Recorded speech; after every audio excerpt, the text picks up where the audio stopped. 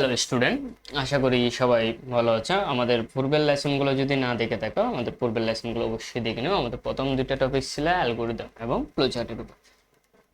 আজকে হচ্ছে আমাদের যে টপিক থেকে শুরু হবে সেটা হচ্ছে সি প্রোগ্রামিং নিয়ে। সি প্রোগ্রামিং এর মৌলিক কিছু বই নিয়ে আলোচনা করবো। আমাদের আজকের পার্টটা হবে শুধুমাত্র এই সেকেন্ড ব্র্যাকেটের উপরের অংশটা নিয়ে, কারণ সি প্রোগ্রাম অনেকটা জটিল বিষয়, একসাথে করতে গেলে তোমরাও বুঝতে কষ্ট হবে, ভিডিওটা অনেক বড় হয়ে যাবে। চলো শুরু করি।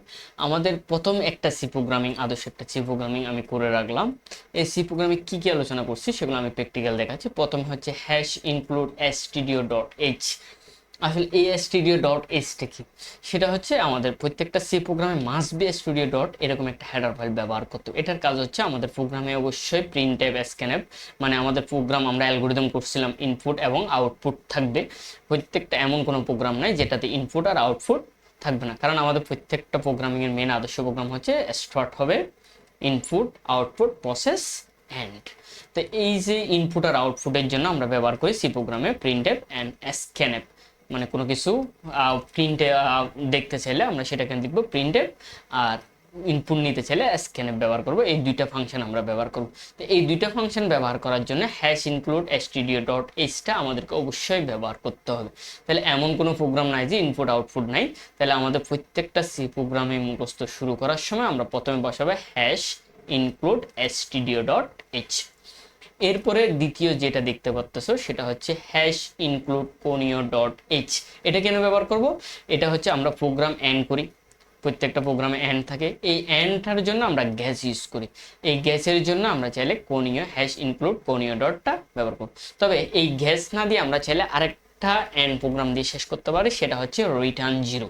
তাহলে আমি একটু জিনিসটা দেখাই কেন আমরা গ্যাস ব্যবহার করব, কেন আমরা কোনিও রিটার্ন জিরোটা ব্যবহার করব না। প্রথমে আমি গ্যাস দিয়ে এটা দেখাই। আমি এই প্রোগ্রামটা যখন রান করব তখন দেখবাম, প্রোগ্রামটা দেখো এখানে দেখো, আমি জাস্ট একটু কোনো একটা আউটপুট দিলাম, আমাদের আউটপুট আসছে।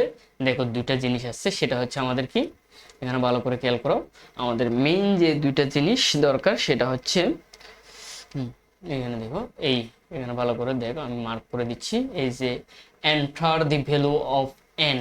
আমাদের এই যে আমরা প্রিন্ট এফে ব্যবহার করছিলাম, আমাদের কি ইনপুট দিতে হবে সেটা enter the value of N, আর একটা হচ্ছে ইভেন নাম্বার। এটা হচ্ছে আমাদের আউটপুটটা, মেন আনসারটা হচ্ছে এটা, আর কি ইনপুট নিতে হবে সেটা। এরপর হচ্ছে আমাদের যেটা লাগবে সেটা দেখো। তাহলে এখন দেখো এই যে গ্যাস ব্যবহার কারণে এটা আসছে, তাহলে গ্যাস ব্যবহার না করলে কি আসবে সেটা আমি দেখে, আমি বলছিলাম গ্যাসের পরিবর্তে আমরা চাইলে রিটার্ন জিরো দিয়ে শেষ করতে পারি। আমি একটু রিটার্ন জিরোটা দিয়ে দেখাই। রিটার্ন জিরো, রিটার্ন জিরো নিলাম, রিটার্ন জিরো দিয়ে সেমিকোলন দিলাম। এই যে রিটার্ন জিরোটা দিলাম, এবার আউটপুটটা আমি একটু দেখাই। রিটার্ন রান, দেখো 2 দিলাম, আউটপুট আসছে, দেখো কতগুলো জিনিস চলে আসছে। তখন আমাদের যে জিনিসগুলো ছিল, আমি যখন গ্যাস ব্যবহার করছিলাম তখন ছিল কি জিনিস, দেখো তখন ছিল মাত্র দুইটা জিনিস। কি কি?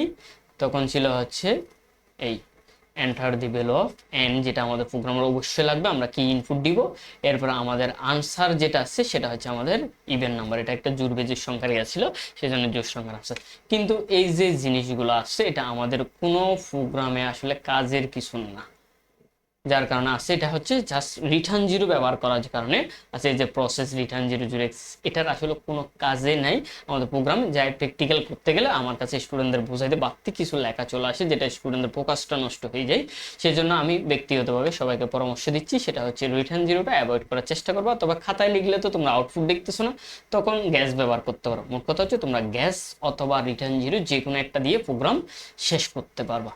এখন কথা হলো, যেটা বুঝাইতে চাইছিলাম সেটা হচ্ছে আমরা ছিলাম হেডার ফাইলে, কিন্তু হেডার ফাইল হচ্ছে যদি কখনো আমরা এই যে রিটার্ন জিরো দিয়ে প্রোগ্রামটা শেষ করি তাহলে এই হেডার ফাইলের কোনো কাজ নাই। যদি আমরা গ্যাস দিয়ে শেষ করতে চাই প্রোগ্রাম, তাহলে অবশ্যই আমরা কি ব্যবহার করব, কোনিও ডট এইচটা ব্যবহার করব। বোঝা গেছে? এখন তৃতীয়টা হচ্ছে আরেকটা হেডার ফাইল ব্যবহার করা হয়, সেটা হচ্ছে আমাদের ম্যাট ডট এইচ। এই যদি কখনো ম্যাট ডট এইচটা থাকে, ওইটা আমি একটু মার্ক করি, এই ম্যাট ডট এইচটা থাকে, এই যে ম্যাট ডট এইচ, আচ্ছা আমি পুরোটাই দেখাই। এই যে আমি এতক্ষণ যে হেডার ফাইলগুলোর কথা বলছিলাম, এটা হচ্ছে আমাদের যে সি প্রোগ্রামে ব্যবহৃত হেডার ফাইলগুলোর লিস্ট। প্রথম যে হেডার ফাইলটা সেটা হচ্ছে আমরা অলরেডি আলোচনা করেছি, সেটা হচ্ছে কি এই stdio.h টা। আমরা stdio.টা অলরেডি আলোচনা করা হয়ে গেছে। সেটা হচ্ছে কিসের জন্য ব্যবহার করব, প্রিন্টএফ বা স্ক্যানএফের জন্য ব্যবহার করব। আর এই যে প্রিন্টএফ এবং স্ক্যানএফ, একটা প্রিন্টএফ আর একটা হচ্ছে স্ক্যানএফ। এরপরে হচ্ছে যেটা লাগবে সেটা হচ্ছে কোনীয়.h টা। কোনীয়.h টা বললাম, আমি তো দুটোটার পার্থক্যই দেখাইছি। কোনীয়.h টা কখন ব্যবহার করব, একটা হচ্ছে ক্লিয়ার স্ক্রিনের জন্য, এটা আমাদের তেমন ব্যবহারে নেই। ওই গ্যাসের জন্য আমি যাদের গ্যাস অথবা রিটার্ন জিরো, আমরা যদি প্রোগ্রামে শেষ করতে চাই গ্যাস দিয়ে, তাহলে কোনীয় ব্যবহার করব। তাহলে আরেকটা বাকি ছিল, সেটা হচ্ছে ম্যাট.h টা। এই ম্যাট.h টা কখন ব্যবহার করব, যদি স্কোয়াডের কাছ থেকে, স্কোয়াড মানে কি, এই যে আমরা কোনো প্রোগ্রাম লিখতে গেলে যেটা ব্যবহার করি, যেমন রুট ওভার। এই রুট ওভারটা যদি কখনো ইউজ করি, তাহলে আমাদের স্কোয়াড, এই রুট ওভারের জন্য আমাদের স্কোয়াড ফাংশনটা টানতে হয়। এগুলোকে বলা হয়, সবগুলোকে এক একটা ফাংশন। আমি প্রথমে বলি না, কারণ বুঝতে অসুবিধা হবে, সেই জন্য স্কোয়াড এগুলো হচ্ছে এক একটা ফাংশন। যখন রুট ওভারের কাজ আসবে তখন আমরা স্কোয়াড ব্যবহার করব। আর যদি আমাদের পাওয়ারের কাজ আসে, যদি পাওয়ারের কাজ আসে, পাওয়ার মানে তো বুঝছো, আমরা ইংলিশে পাওয়ার ব্যবহার করি, যেমন এ স্কোয়ার, তাহলে এটা একটা পাওয়ার। এই স্কোয়ারের কাজ যখন আসবে আমরা অবশ্যই কি ব্যবহার করব, পাওয়ার ইউজ করব। তাহলে এই দুইটার কোনো ফাংশন যদি আমার সি প্রোগ্রামিং এর মধ্যে ইউজ করতে হয়, তাহলে আমরা অবশ্যই কি ইউজ করব, ম্যাট.h এই হেডার ফাইলটা ইউজ করব। আশা করি বুঝতে পারছো আমাদের এই তিনটে হেডার ফাইল। তাহলে আবার একটু রিপিট করি, stdio.টা হচ্ছে প্রিন্টএফ স্ক্যানএফ, যেটা মাস্ট বি ব্যবহার করতে হবে। এরপরে কোনীয়.h টা হচ্ছে গ্যাসের জন্য, যদি রিটার্ন জিরো দিয়ে শেষ করি কোনীয়টা লাগবে না। এরপরে ম্যাট.h হচ্ছে যদি কোনো প্রোগ্রামে রুট ওভারের কাজ অথবা পাওয়ারের কাজ আসে, তখন আমাদের এই কাজটা লাগবে। আশা করি এতটুকু ক্লিয়ার। এরপর হচ্ছে আমাদের যে জিনিসটা ব্যবহার করব সেটা হচ্ছে মেইন ফাংশন। আমি বলছিলাম শুরুতে, যদি সেকেন্ড ব্র্যাকেটের উপরের অংশগুলো আলোচনা করবো আজকের ক্লাসে। আমাদের হেডার ফাইলটা আশা করি সবাই বুঝতে পারছো। এরপর হচ্ছে মেইন ফাংশন। দেখো এই যে মেইন ফাংশনটা, আসলে আমাদের প্রোগ্রাম শুরু হবে, কার্যক্রম শুরু করবে হচ্ছে এখান থেকে। তো এটা তিনভাবে লেখা যায়, এই যে শুধু লিখলাম মেইন ফাংশন দিয়ে, আবার আমি চাইলে এই মেনের জায়গায় ইন্টিজার মেন, একই কাজ, কোনো সমস্যা নেই। চাইলে ইন্টিজার মেনও লিখতে পারবা অথবা ভয়েড মেনও লেখা যাবে, কোনো সমস্যা নেই। এই তিনটা থেকে যে কোনো একটা লিখলে প্রোগ্রামে কোনো অসুবিধা হবে না। তোমার যেটা ভালো লাগে বা যেটা মনে থাকে, তিনটা শিখেলাম কেন, অনেক সময় তোমাদেরকে প্রোগ্রামে ডিবাগিং করতে দিবে, না জানলে তখন ভুল মনে করে এটা কাটে দিবা।